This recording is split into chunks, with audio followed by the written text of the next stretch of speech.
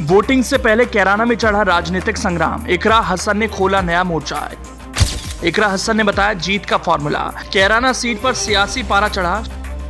शामली में योगी की रैली के बाद इकरा का बयान, ज्यादा से ज्यादा हो मतदान।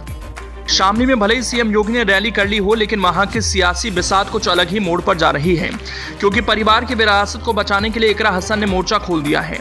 चाहे छोटा चुनाव हो या फिर बड़ा चुनाव, यूपी की सियासत तो हर मामले में गर्म रहती है। इस बार तो लोकसभा का चुनाव है तो सियासत डबल पारे में होगी, तो सियासत का पारा भी डबल है। यूपी में लोकसभा की 80 सीटें, जो यूपी जीत गया वो दिल्ली जीत गया, लेकिन इन सीटों में कई सीटें हाई फाई हैं, लेकिन एक सीट ऐसी है जहां मुकाबला जबरदस्त है।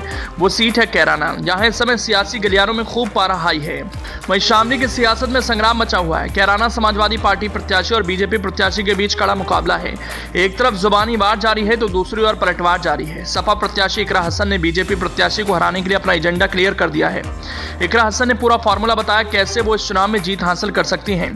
इकरा हसन ने अपनी रणनीति को सबके सामने रखा तो बीजेपी वालों की नींद हैरान हो गई होगी, क्योंकि कैराना लोकसभा सीट पर सबसे बड़ा संग्राम मचने जा रहा है।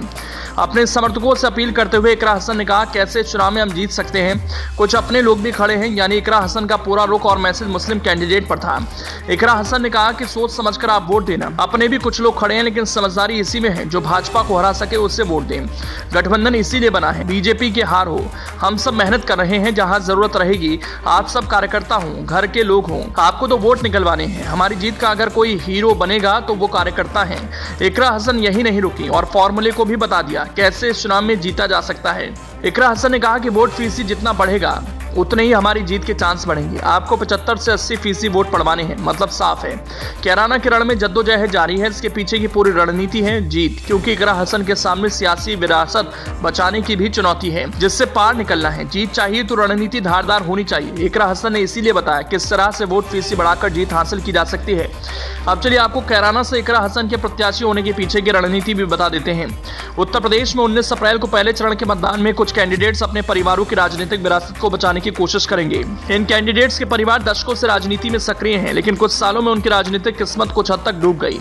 इन चुनावों में इन परिवारों की युवा पीढ़ी अपने परिवार की प्रतिष्ठा को फिर से स्थापित करने के लिए एकजुट होकर कोशिश कर रही है।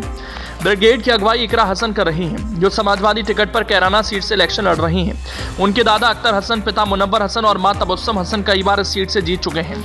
उनके भाई नाहिद हसन कैराना विधानसभा सीट से दूसरी बार सपा विधायक हैं, लेकिन हाल में जमानत मिलने तक उन्होंने पिछले कुछ साल जेल में बिताए। इकरा हसन साल 2022 में यूपी विधानसभा इलेक्शन के चुनावी मैदान में उतरी, जब उन्होंने जेल में बंद अपने भाई नाहिद हसन के लिए चुनाव का प्रचार किया और सीट पर उनकी जीत सुनिश्चित की। अब 2024 के चुनाव की जिम्मेदारी भी खुद निभा रही हैं।